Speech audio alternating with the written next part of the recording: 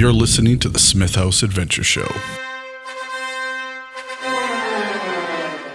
Hello, everyone, and welcome. I'm here with Shaun Taylor, a retired Tier 1 Special Operator with Joint Task Force 2, and we're going to be talking about perseverance. I can't think of anybody else who's gone through more than somebody who's been pushed through the Special Forces pipeline. Shaun, can you name a time in your life when you were pushed to your absolute limit and had to dig down deep? Yeah, sure. There's so many times that I've had to dig deep or be pushed to my limit that it's actually probably a new hobby of mine that I just love being pushed to new extremes to better understand myself. And so I think that that's an interesting point that I'd like to ensure everyone out there understands is the more that you seek difficulty, hardship, adversity, the more that you try to explore the edges of your human existence, the more that you will become comfortable with it. I'm at a point in my life now where through the special operations lifestyle that I lived and further careers that I've been involved in, the more you break your own borders or your own barriers or your own edges, the more complete of a human that you become, the more that you learn that it's okay to push into these kind of gritty, tough, challenging moments that, quite frankly, are the moments that teach you the most about what it is to be a human being. So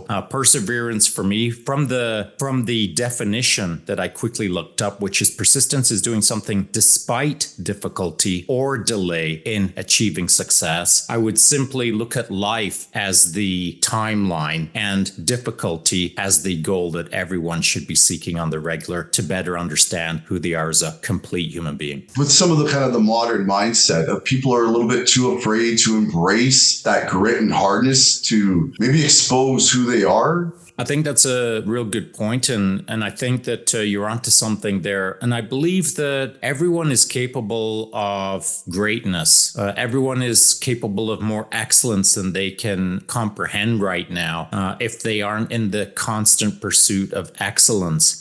One of the mottos within CANSOFCOM, or Canadian Special Operations Command, is the relentless pursuit of excellence. In Tier 1 Special Operations or Joint Task Force 2, our Tier 1 unit here in Canada, our motto is facta non verba, which is deeds, not words. One of the other mottos that gets thrown around a lot is the relentless pursuit of excellence. Now, when you combine those two things, relentlessly pursuing excellence in deeds, not words, you'll find that life becomes a lot more accomplished because action is simply doing, but deeds are creating results. By its very definition, a deed is a result. And so by aimlessly pursuing action, you don't always get the results that you deserve. But by pursuing deeds, you'll always get what you deserve because you're chasing the outcome. You're not just chasing the action. Thought on it. And I think some people were a little too scared to get deep within ourselves. Do you believe that perseverance can be really amped up if you can have a bit of a sense of humor or be able to not take the situation so seriously where you're like, all right, look, because I feel like if people can't kind of laugh at themselves when they get broken down with these difficult tasks, they can't rise up. They're like, oh, I suck and now I'm done, right? We're like that looking at yourself going, yeah, I ate it today. Here's the new path. Let's go. How important do you think is humor in overcoming obstacles? Well, I think it's so important that it's kind of one of the obligated personality traits for someone to be in Tier 1 Special Operations. You've got to have a sense of humor, but not a sense of humor that you're now a stand-up comedian. It's a sense of humor that in the face of adversity, you can kind of give it a wry smile or give it a little bit of a sneer, or you can give it a little bit of, is that all you got? You've got to be able to take the punches, roll with them, and kind of laugh at them to some degree. That doesn't mean like a maniacal laugh where you're just laughing into the wind with a pile of nonsense. It means that you've just got to face the difficulty that's immediately in front of you and not treat it like it's the end of the world, but not turn it into a stand-up comedy act either. There's a certain vibe when tough times appear or when things get difficult. There's a certain vibe within people who know how to play the game right, from the sense of a sense of humor, where it's kind of called black humor or dark humor, or it's a humor that is deflects from the moment while still appreciating the moment. So it's a workaround for how tough the time is that's immediately in front of you. It's a workaround that you acknowledge it and kind of make light of it, but it's not a joking matter, as it were. So no matter how tough things get, pretty quickly within tier 1, guys will look at each other and be straight onto the dark humor within seconds. With the law enforcement and, all the first responders and stuff like that, I think it's needed. If you can't joke and kind of deal with death, and especially how some of them deal with it, and then like pointy end that you guys are at, there has to be that way where you probably break. I mean, the pressure between your training and operations. Training been so intense that by the time you get into an operation, a little more, I'm going to say, manageable?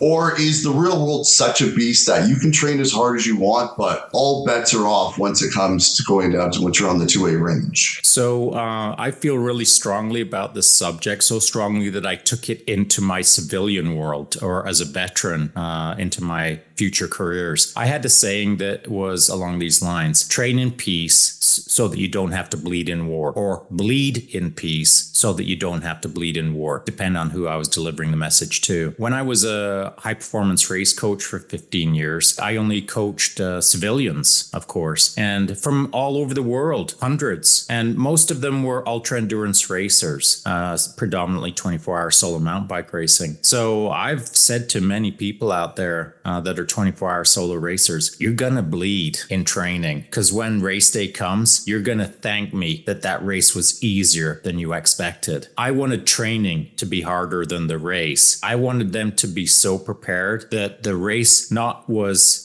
disappointingly easy, but it was a race where they could demonstrate the fullness of their potential without feeling like the stresses of the moment were constraining them from their magnificence. Now that's quite a mouthful, but in effect, what I'm saying is I wanted to put them on the start line so well prepared that they just got to be an artist in the moment rather than trying to figure out how to finger paint. They got to go do a Mona Lisa in their race because they had all of the tools and they used all of them so much that this was now their blank canvas moment where they had the liberty to do whatever they wanted. So I put the screws to everyone in training. They bled in training for war on race day that they then got to enjoy themselves. What daily habit do you think contributes to your success? So one of the things that I was taught early in my military career was producing results. And so in order to produce results, again, it can be on a short timeline or a long timeline, but ultimately,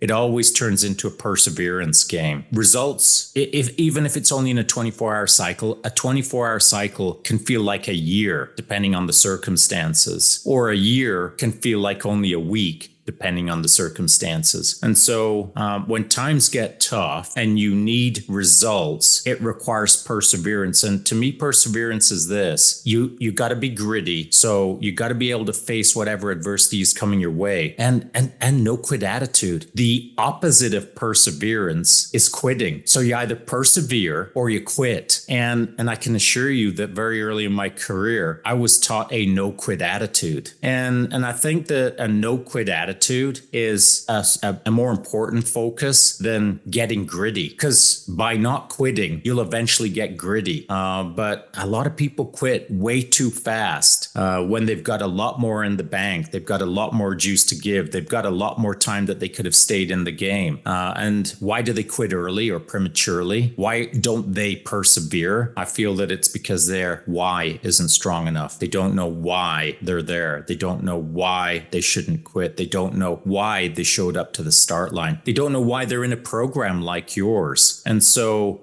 if someone's willing to quit in your program a week from now, it's probably because they didn't sit down and ask themselves the why of the moment, the importance of what they're doing. If what you're doing is important enough, you'll never quit, ever. You'll get uncomfortable. You might bleed, you might sweat, you might cry, but you won't quit if the why is important enough. Through all the difficulties and stuff like that of the courses that you've done, what what is like one course or training or one kind of thing you're like, I can't believe I'm getting paid right now to do something this awesome and cool? Like those little ice cream moments in life when you're like, oh, this is so delicious. I'm being paid to do this. Yeah, there's quite a few moments, but I think I'm going to give a general category, and I call them the Matrix moments. And so, the scene in the Matrix where it's like bullet time, where everything slows down into super slow motion and Neo's leaning back and he's ducking bullets as they're flying by him. Those Matrix moments for me, if I could buy a dozen of those today, I'd be putting down my credit card and buying a dozen of those moments, because Matrix time is magic. It's where it's things that are so extraordinary or out of the ordinary moments that you almost have to pinch yourself and think, is this happening? But then you've got the skill stack to slow time down, that time dilation ability to take 3 seconds and stretch them out to 30 seconds because you process so fast, the time dilation. Those almost insane moments that are slowed down so much where you can kind of look around and think, is anyone else seeing this? Is anyone else feeling what I'm feeling right now? This is crazy, right? So I've had quite a few of those moments. Again, Matrix moments. And I'll just give you an example, and there's many of them, and it's not too wild, but it's interesting enough that it'll make my point. I do recall a moment, it's the one I'm picturing in my mind's eye right now, coming off of a helicopter that was almost landing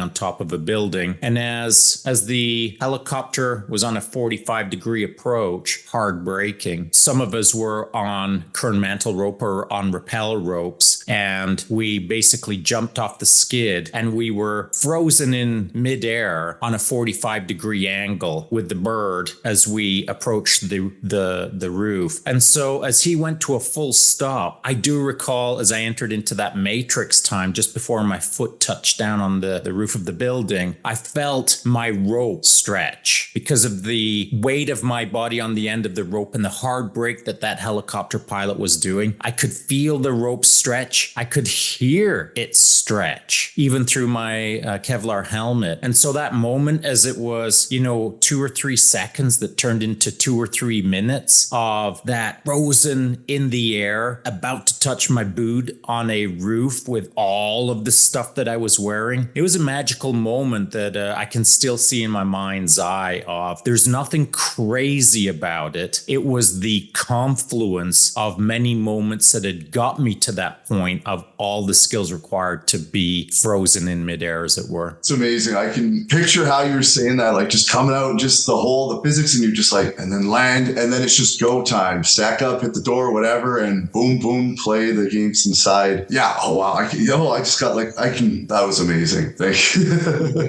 How do you expect special operations community to adapt over the next maybe 10 to 15 years? Are there any skill sets that you see that maybe it's not quite there yet, but it will be a requirement just for be able to continue on fighting the bad guys at such a high level? That's a great question. No one's ever asked that before. I've never really considered it. But the first thing that comes to mind is I do believe information technology front or the high-end equipment front, either digital interactions with an opposing force. So that might be jammers, it could be all kinds of things. But I think that even though the modern tier 1 warrior is playing with all of the toys right now, has all of the stuff that they require, I think over the next 10 years, we're going to see a more technologically incorporated battle space, which means that at the tier 1 level, it won't be quite half man, half cyborg, but I think that there'll be a lot more interaction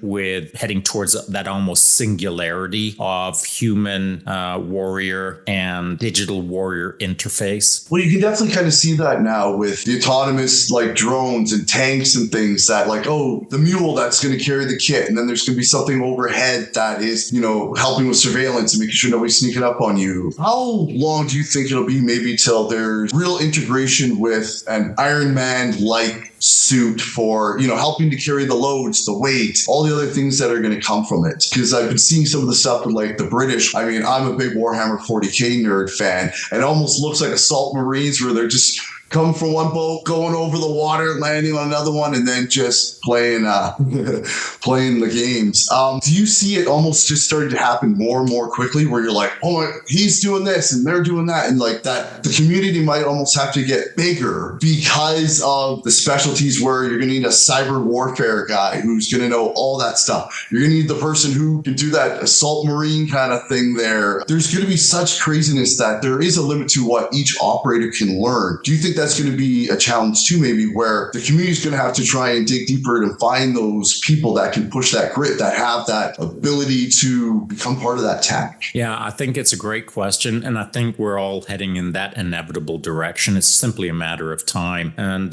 so to your point, if I play out an imaginary military, let's call it 40 years from now, I think that it'll kind of look like this. You join in and basic infantry, and you're a basic infantry robot exoskeleton with not a lot of bells and whistles, not a whole lot of capability. It will be a mechanized version of what line infantry does right now. And so that's where you're going to cut your chops. That's where you're going to learn how to do the job. And as you progress in your career, you're going to start evolving and specializing until you're a tier 1 exoskeleton, which has all of the bells and whistles, which has all of the hovering in front of your face heads-up display, whereas the line infantry won't have all of the bells and whistles. So I think everyone will evolve in that profession based on you start from square one of your basic infantrymen and work your way up, just as we all have towards tier 1, and things get bolted onto us as we head up the chain, you know? As the military likes to say, modular. What do you think is the biggest misconception people have about the special operations community? Oh, that's a good question. Biggest misconception? I think it's probably, there's several. And I think the several misconceptions are simply based on there's very little information out there about us. So the special operations community, particularly tier 1, is quite secretive, and therefore, I haven't said anything today that would expose any state secrets or anything that's given away anything. So we're quite particular, tend to be quite particular about how we talk and what we expose. I think maybe one of the biggest misconceptions is, I'll use myself as an example. It's almost a caricature of a Marvel movie where a tier 1 special operator is at least 6 feet tall, has a chiseled jaw, and weighs about 210 pounds. And when he's not being a competitive bodybuilder, he's a fighter pilot, and I'm 5'9" and I weigh 165 pounds, and that's kind of what I weighed when I was in the teams. And so I'm a short guy with not a whole lot of muscle on him, but yet somehow I managed to do all of the things that needed to be done. I can't fly a plane, but then no one ever asked me to fly a plane. And so I think the misconception is that the general public puts tier 1 special operations on a fantasy pedestal, that they don't understand tier 1 well enough to bring it down to a more realistic level where it's just a dude like me leaning against a wall, not appearing to be impressive, not emanating laser beams through my eyeballs. I'm just going to lean against the wall and be a gray man in that moment. And so I think that's probably the opposite of the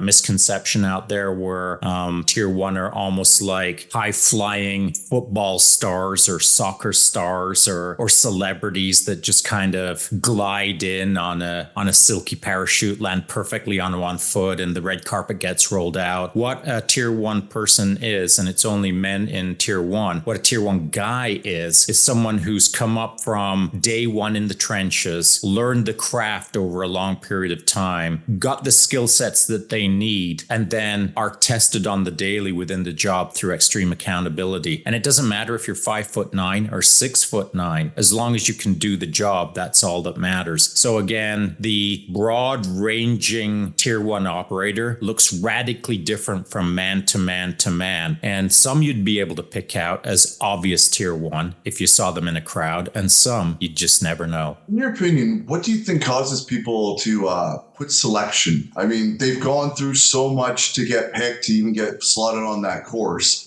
Is it that people think it's mostly all physical? But I'm going to guess that gets broken very early on within selection, and it goes into a mental game. And if it is the mental game, is there things people can do to train for that? Or is it more just something that you're built with and it can be kind of polished a little over the years with great mentors, but it's either in you or it's not in you to be a tier one operator? Well, that's a great question. And I don't think anyone has cracked the code on that, because if they had, there'd be a book about it called The Magic Secret Sauce. But there is some secret sauce in there. And I don't want to get into it. And even if I could get into it, I probably wouldn't do it the justice that it deserves about the secret sauce. But special operations require special people, and there's special characteristics and traits that are required to be successful in that particular, very unique and special role in tier one. And beyond these special traits and characteristics, I think that maybe the biggest cause of success versus failure in selection is not how fit you are. If you show up able to do 200 push-ups in a row without even blinking, I'm going to ask you to do 201 or whatever. I'll find a way to break you physically. That's a non-factor. That's easy to do. But it's in the moment when someone is breaking physically or mentally or emotionally. It's that moment that I'm looking for as a directing staff on a selection. I'm looking for their why. Why are they staying in the game, or why are they getting out of the game? One of the things that a person can do before they show up is have a very strong sense of their why. Because without that strong sense, which you'll have to rely on countless times throughout selection, without that, don't even hop on the plane to fly out there and get tested. There's no point in showing up if you're unclear on your why.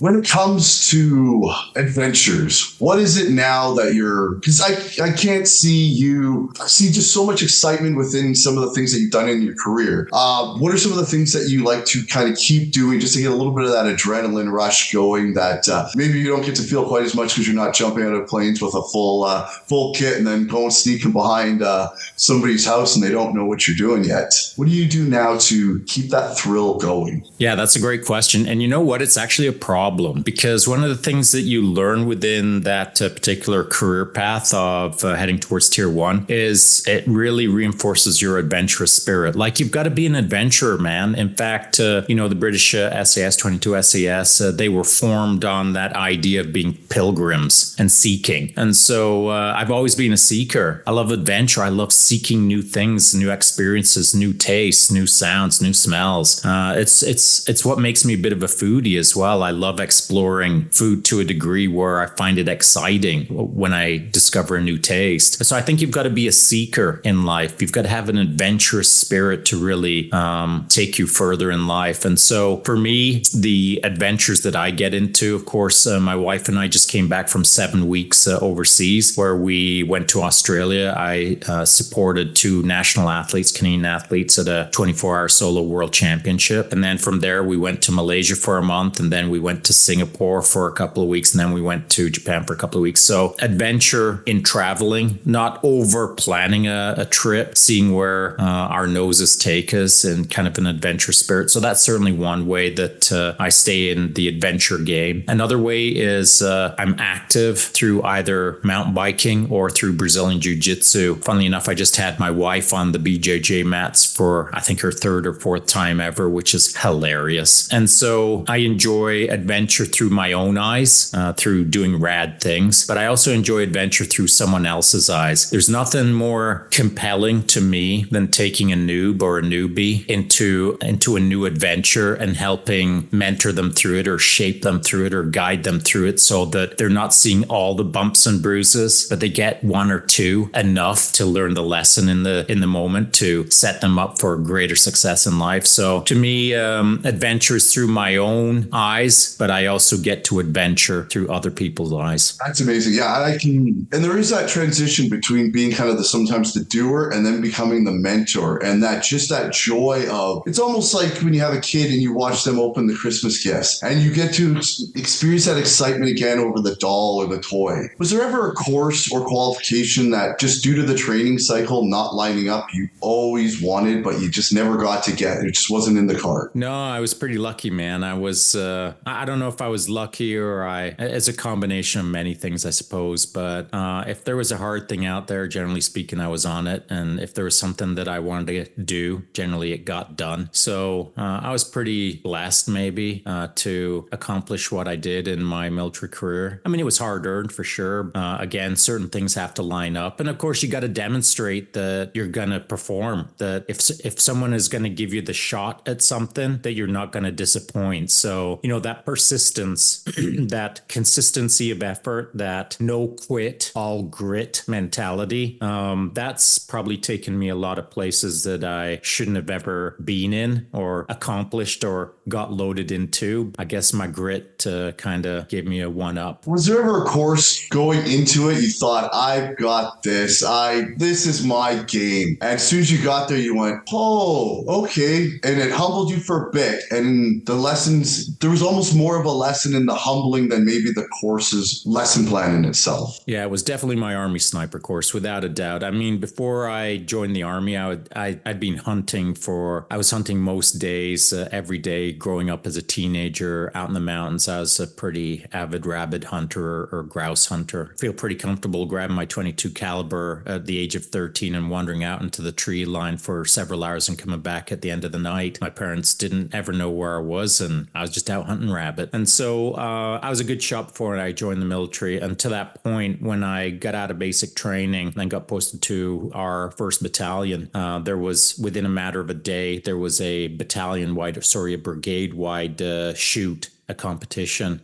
with 22 calibers to see who the best shot in the brigade was. And I was literally a day out of basic training from Camp Wainwright. So I was a nobody. And I laid down and cracked out rounds. And it turns out, I shot such a tight group that the range NCO thought that I hadn't shot all of my rounds. So he made me do a reshoot, which no one else had to do. But I confirmed on the reshoot that I was the best shot in the brigade. And so from that point on, I had a bit of a reputation for being a good shot. So much so that in pretty short order, I was competing nationally out at Connaught, representing Army of the West. I thought I was a good shot. I really did before I went on to my sniper course. And I guess I am, or I was a good shot. But there's a whole lot more to shooting than just pulling the trigger as a sniper. And so it was a tough course that I faced multiple failures in, just like every freaking other guy who's ever attended that course and managed to survive it. It taught me how to manage failure through facing so much failure. It's probably the best gift that course ever gave me, was making me face the reality that I can't just natural my way through life. There's got to be ways to cope with failure.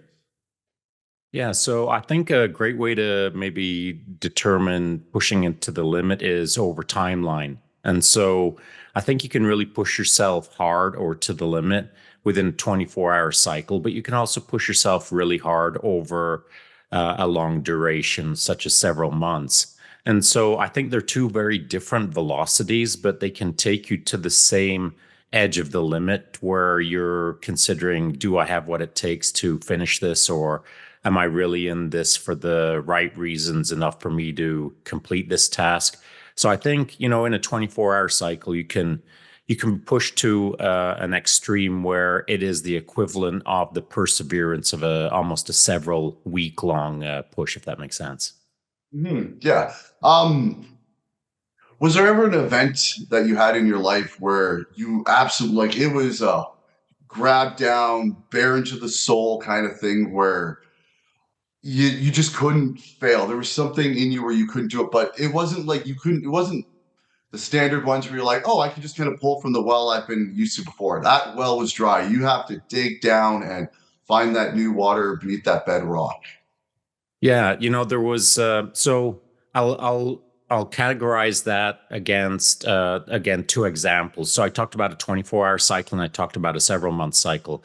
So, like in a 24-hour cycle, I've had to dig pretty deep. So, of course, I did a bunch of 24-hour solo mountain bike racing. I used to be a world champion in 24-hour solo mountain bike racing.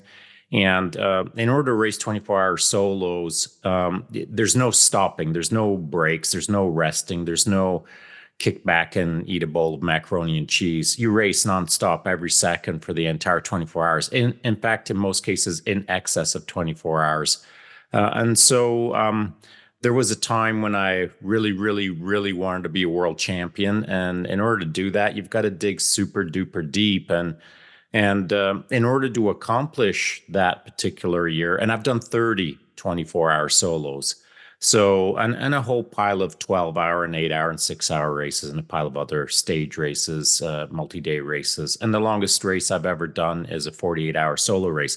So I'm used to going hard in a 24-hour cycle. But in order to achieve um, extraordinary results, sometimes you've got to push harder than even you think is possible.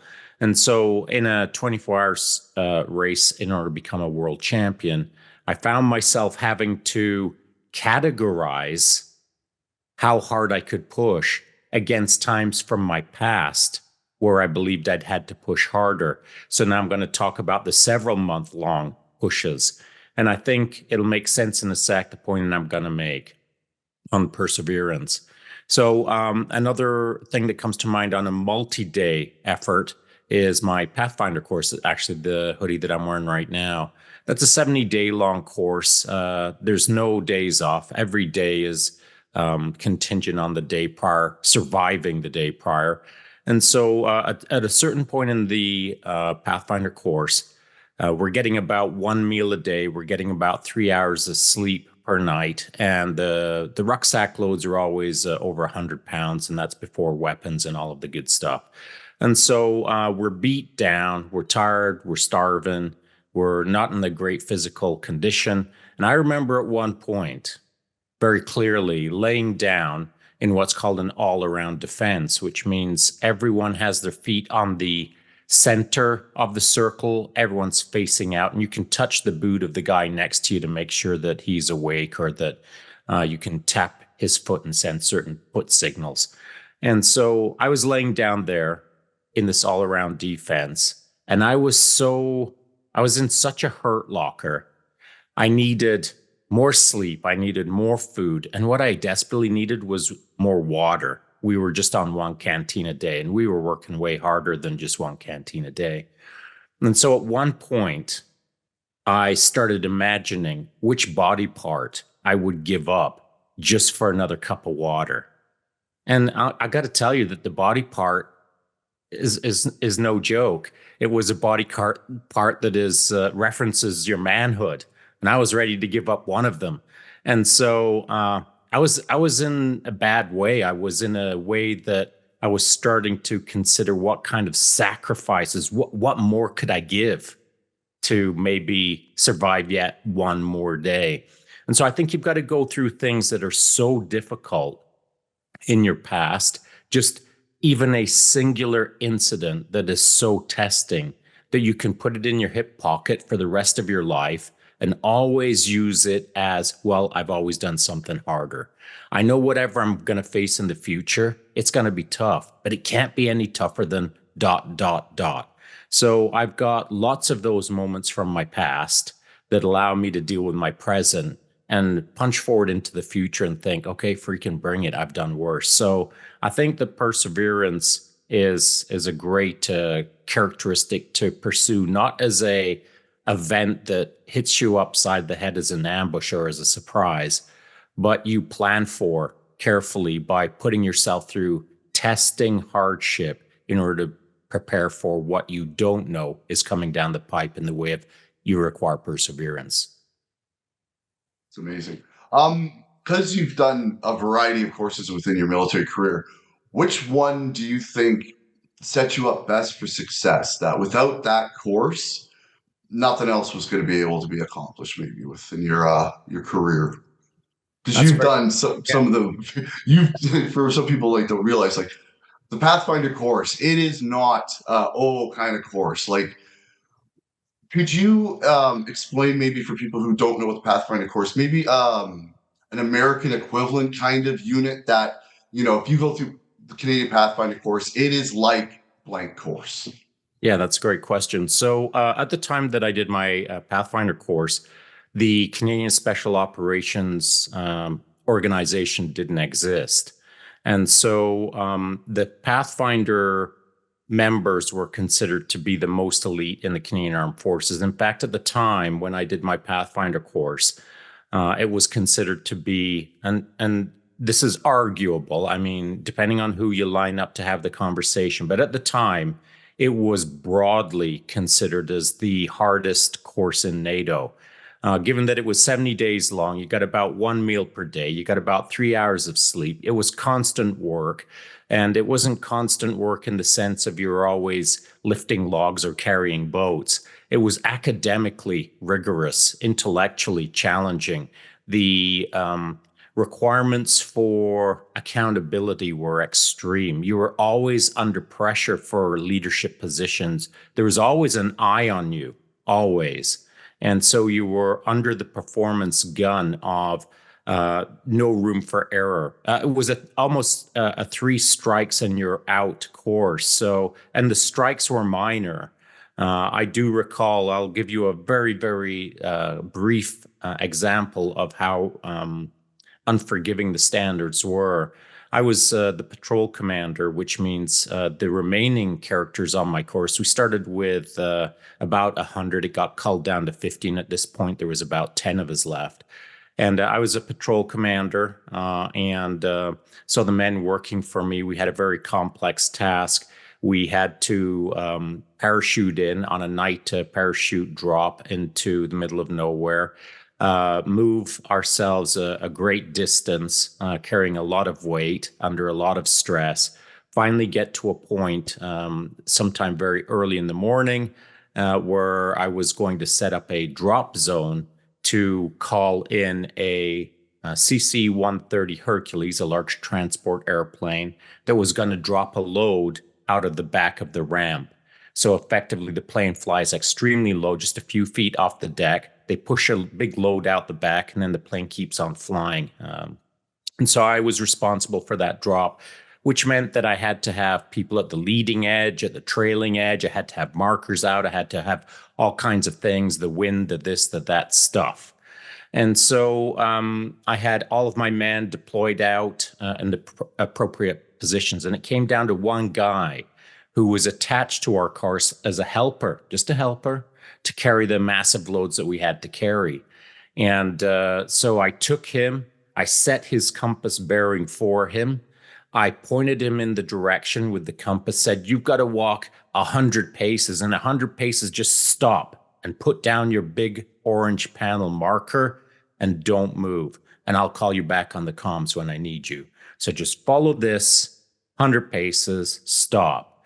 Well, the guy did follow the bearing, but he stopped just a few paces short. And for that, I failed the entire patrol. And there goes one strike. And so the patrol was like a multi-day operation with massive complexity. And for the sake of just a couple of extra paces, the guy couldn't count the right number of paces. That was it. That was me failing the patrol. And so it's a test of all kinds of things, but certainly there's no forgiving on that course. So again, probably the hardest course in NATO at the time. And what did I learn from that? I learned to maintain high standards, but I learned no quit. And that's a big part of perseverance. On day one, you know it's going to be really hard, but you don't know what you're getting yourself into. And as the days unfold, they just keep getting harder. And you just keep thinking more and more and more. I didn't think it was going to be this hard until you're so thick in it. It's just hard all the time. And it's at that point that you get to decide why you're there. And it's the why that makes a difference. Why are you there? Because if your why isn't strong enough, you're going to quit for sure, guaranteed. Just like every other guy who quit before you, the day before that quit. You need to have a really strong why. And so I think that Pathfinder was the course that taught me a no quit attitude. Just because the difficulties in that course were so extreme, they were almost cartoonishly hard. And so when you face that level of difficulty and don't quit, it teaches you no quitness. And I know that isn't a word, but it should be a word because it's that grittiness. It's that no quit attitude. It's that I understand my why. I'm not going to leave this place. It's that stuff that allows you to punch forward into all of the other difficult things that I faced in my life.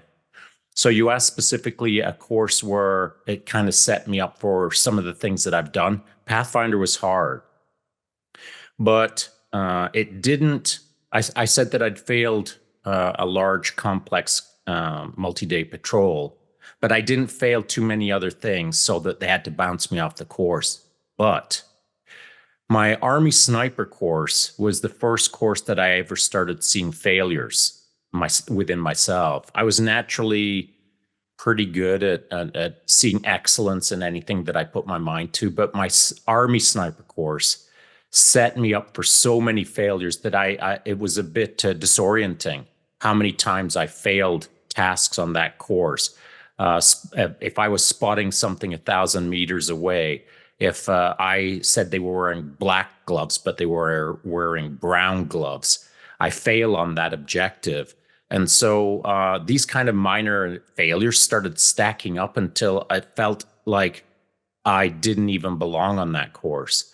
Now, I've talked to other snipers, very good friends of mine, master snipers, that report the same thing, whereby they were accomplished individuals who were considered to represent excellence in the craft. But on that course, you just fail so many times. It's not even humbling. It's just a freaking failure beat down. And it's not designed to beat you down with failure. It's just designed to fail you. And if you don't fail, well, congratulations, you're one of the very few who doesn't fail that course. But the course is so rigorous and so high standard that there's so little room for error as a sniper that you will not pass go if you're making minor mistakes. And again, that course didn't teach me perseverance. I'd already learned that. What it taught me was how to manage failure, which is a large part that feeds into perseverance. If you're a quitter, it doesn't matter how gritty you are. You can be super grit. But if you're a quitter, if you quit at the drop of a hat, you can be the toughest guy in the world. But if you're used to a quit cycle, if you're used to, that's my MO, that's what I do when things get tough, well, it doesn't matter. You can be the toughest guy in the world. You're quitting on day 2, and that's just a fact. So I think you've got to face tough times, but you've got to face tough times that produce failures as well so that you can learn how to navigate, learn how to move through and be successful failure after failure after failure.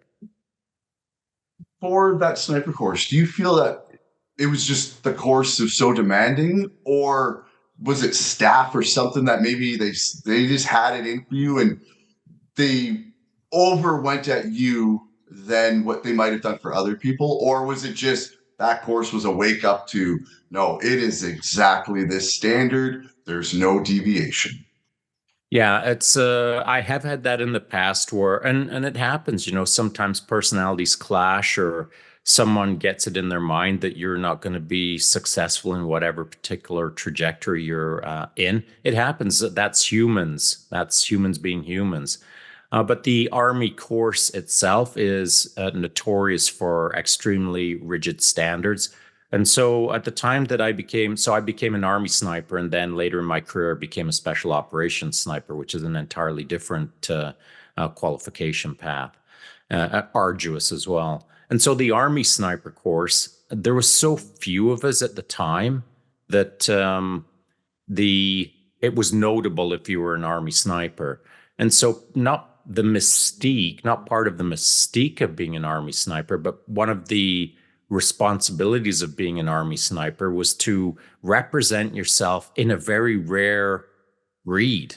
There were so few of us at the time that as you were on the course, you felt the weight of the course, you felt the responsibility of the course to get a course slot just to be flown out to the course, which was out on the East Coast, and I was located out on the West Coast, just to get on that bird to fly towards the location to start day one was a immense privilege as far as I was concerned.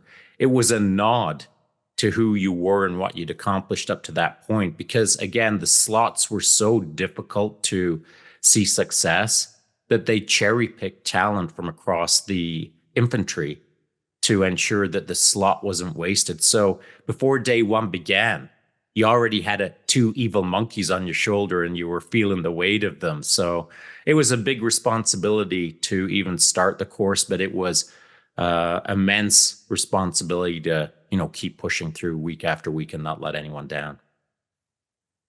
Thank you. What inspired you to be a soldier? Like, it's not the easiest career to get into, especially the path you went into. Like, you picked every course that is just, it'll test you, and they're not looking for weakness, right?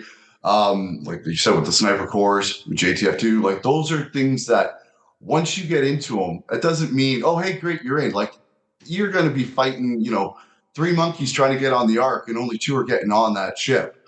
What was it? Was it something early on that inspired you, or was it something that you just like, hey, cool, this is a job, I'm going to try it, and you just found that it was your groove? Yeah, it's a great question. So my mom would tell people that at the age of 5, I wanted to be a soldier. I was always saying that I just wanted to be a soldier.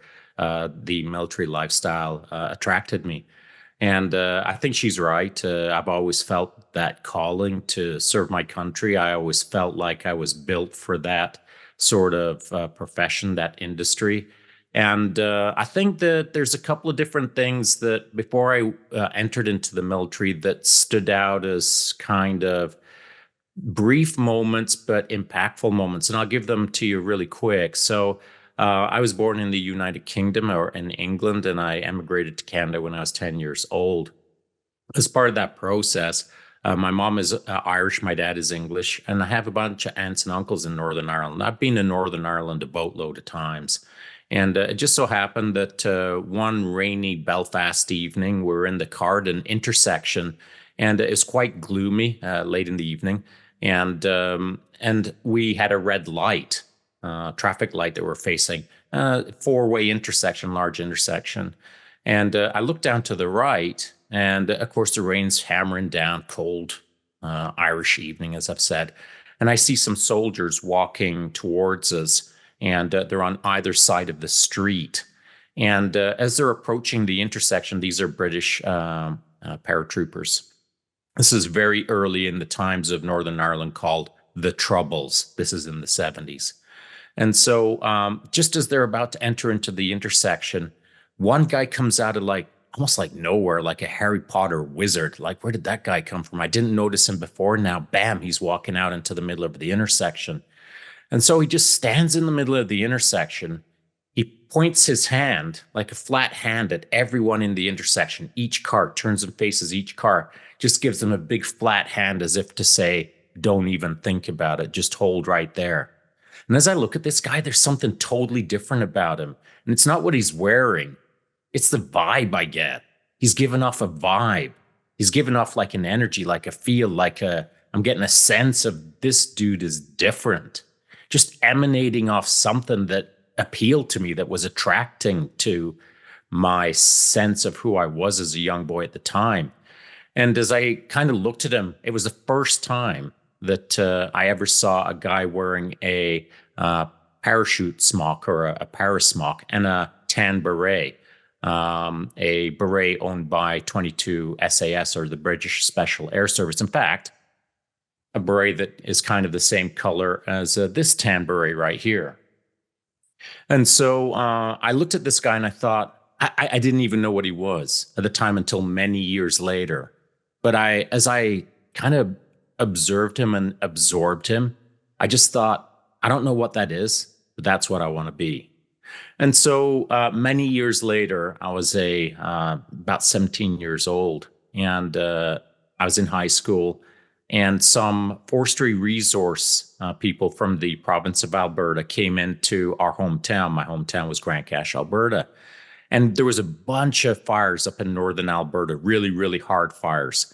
And so they needed volunteers to go up and fight the fires. So you'd go up into northern Alberta for 3 weeks at a time. You'd fight fires for 21 days. You get picked up at 6 o'clock in the morning in a Sikorsky helicopter, flown out to the middle of nowhere, dropped off, and then picked up about 12 hours later. No comms, no nothing, no maps, no food out there. Find your water in a river, and here's your axe. And so these were different times in the late 70s doing this kind of thing. And so during those 21 days, and I did 2 of those stints. So I did 2 times 21 days fighting fires up in northern Alberta. During the first one, I got introduced to a guy called Glenn.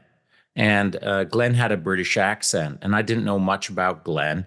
He was a quiet guy, but he had a natural vibe about him that was attractive, was appealing. There was a certain thing about him that was way different than other men. He had a sense of confidence without being cocky. If he talked, you listened. If he did something, you watched, and you didn't know why, or at least I didn't know why. And it wasn't until after we got back to my hometown a few weeks later, he invited me over to his house for some dinner. And as I walked into his house, I was walking down the hallway, and I looked to the right on the wall, and there's a photo of Glenn saluting the Queen while he was getting a medal on his chest. And there was other photos there. And I said, what's this all about? And he was wearing a tan beret in the photo.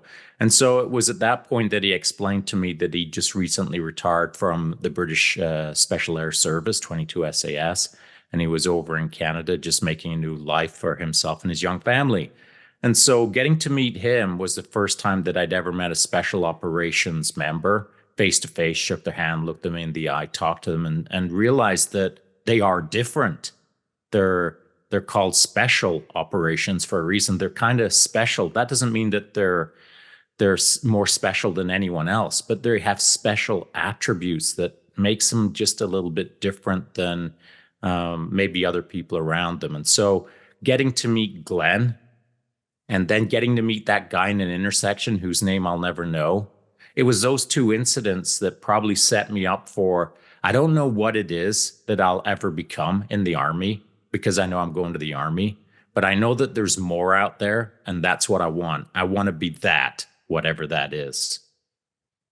That's amazing. And it's just great how you felt that energy, like they just projected it out there. Like, yeah, I can understand what you mean. And I've had the great liberty of meeting members of your unit throughout the times of my career in the military. And there is something that you just, it's like when people see rock stars or whatever, there's that energy that you guys project that, I mean, you come force multipliers for a reason. Put one of you guys into a regular unit, that unit's going to switch around pretty quick because that energy that they can draw off you guys. Yeah, amazing. What was your favorite piece of kit that you got to play with? So many. That's a difficult question because instantly my mind starts separating it into specialist tasks. So am I talking long range, short range? Am I talking night? Am I talking day? Am I talking quiet? Am I talking loud? And so there's a bunch of different ways to slice and dice favorite equipment. I think I could answer this in a variety of different ways, but this is what bubbles up into my mind. The favorite piece of equipment that I've ever had is the piece that as I'm either grabbing it, putting it on, or sliding it into a holster, or throwing it over my back, or putting it on my foot. It doesn't matter what the piece of gear is. It's the feeling that it gives me in that moment that I know it's either go time or I know I'm good to go on that go time. The moment that I either strap it on or slide a Nomex glove onto my hand, whatever it is, There's a certain point in the sequence of events where I'll grab something, whatever that tool or clothing or device is. And as I hold it in my hand, I settle into the moment and think, yes, it's go time. I can understand that too. I mean, there were certain times like throwing on the cam paint and you're like, the hunt is on. And you just felt it. It changed you. Now you're no longer this clean faced person. You had the war face on. Um, who was your hero? Like, what was something that you were going through? Things that if there was that inspiration that you're like, you know what, this is a hard moment, but you just channeled that, whether it was a real person or not. It could have been some comic book character that was your avatar to be excellence. That's a great question. And, I got to change the language on it for me, not for you, because I don't know if I've got any heroes. But what I do have is I consider them as mentors or as people that I hold as the example to one day I'd like to be as cool as that dude, or one day I'd like to be as squared away as that person, or one day I'd like to impress myself as much as he impresses me. And so the first guy that comes to mind, I just got posted into 2 Commando, and I'd only been in the Army about 2 years. And I very quickly bumped into a guy called Ken Murphy. And Ken Murphy is actually a legend in Canadian Special Operations. And when I bumped into him, we didn't like hang out and hold hands and talk long into the night. Our conversations were pretty brief and our interactions weren't super long. But there was just something about Ken Murphy that he just radiated professionalism and quiet confidence and quiet leadership.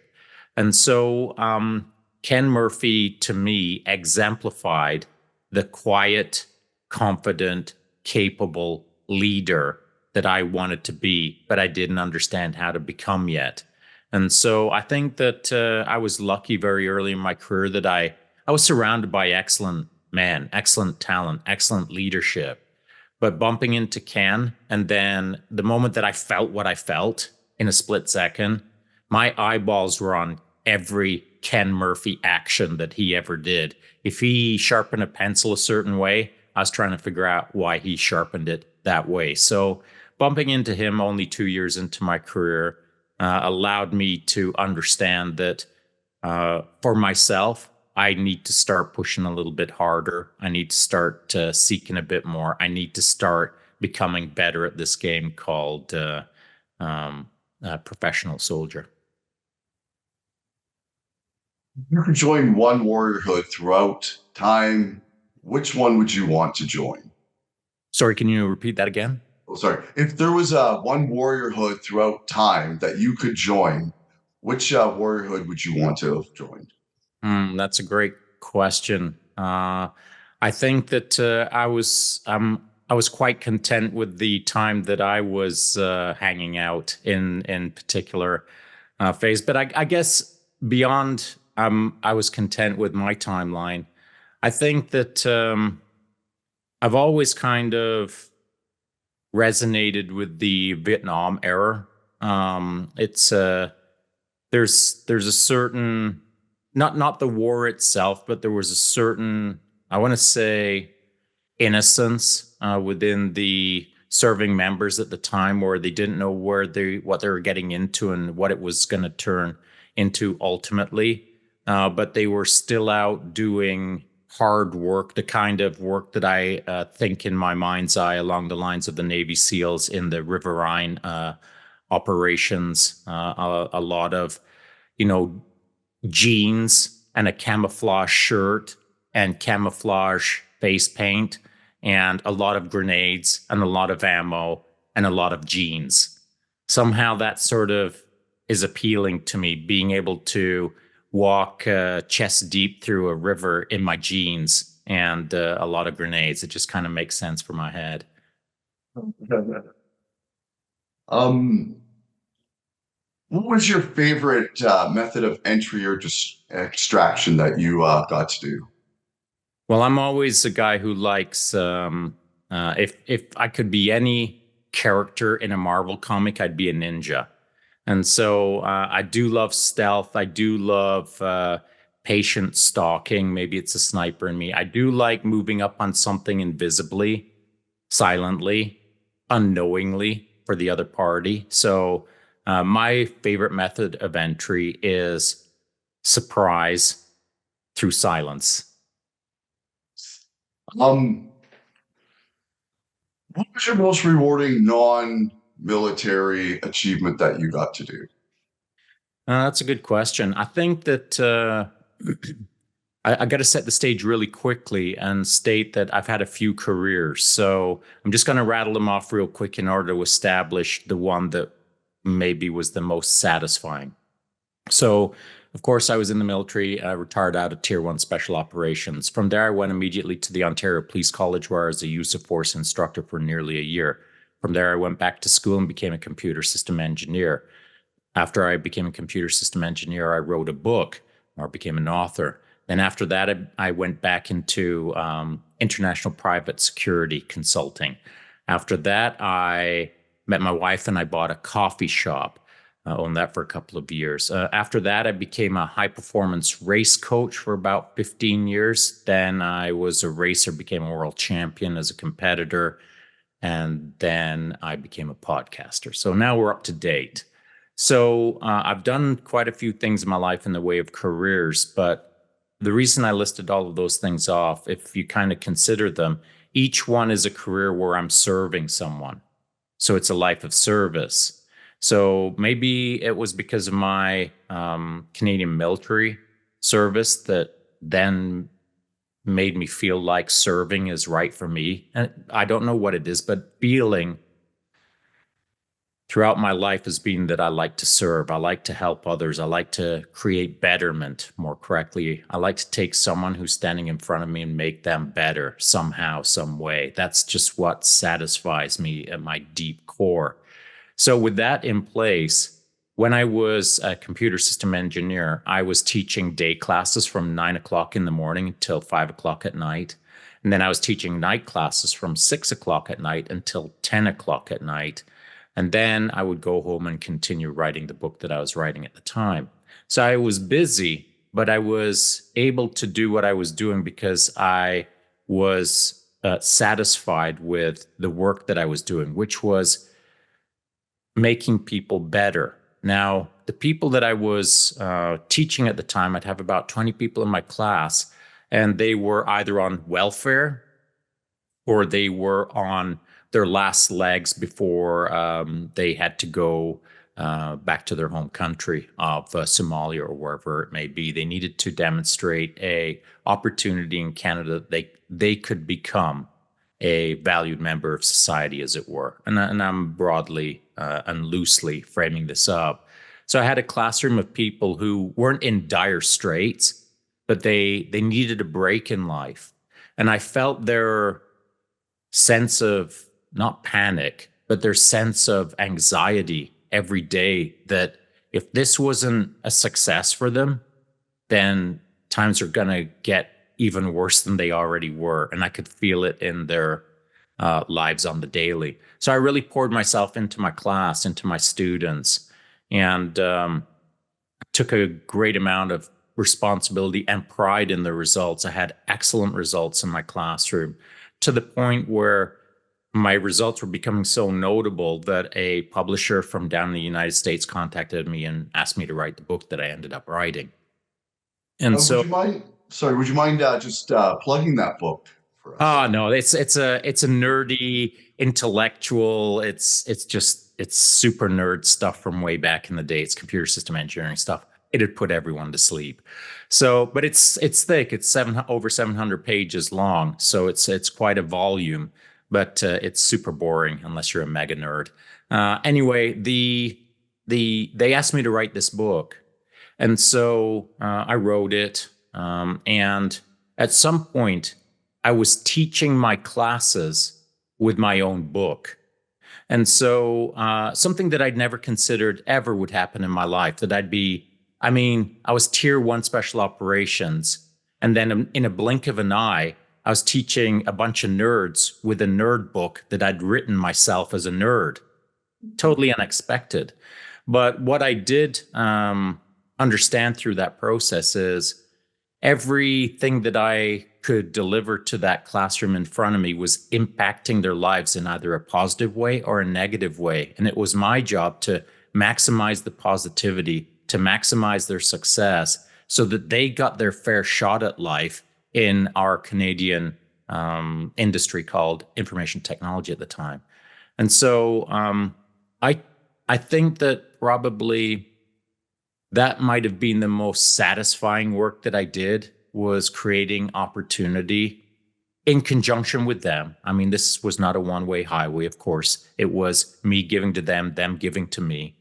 Was creating new computer system engineers that had now fresh opportunities for their families that they hadn't had several months prior, where they thought that, there's no way out. And then all of a sudden there was a door out for them that had been created through their hard work and my hard work. So I really enjoyed that period where positive outcomes with kind of standard issue Canadians that were in a bit of a bind. It's very similar to tier one hostage rescue. You bounce in, you look at the situation, you save the day, and you bounce out. That's kind of what I was doing in a weird way, but over many, many, many months of nerdery. Thanks for your time. Please like, subscribe, and comment to help grow the show. And remember, get back up.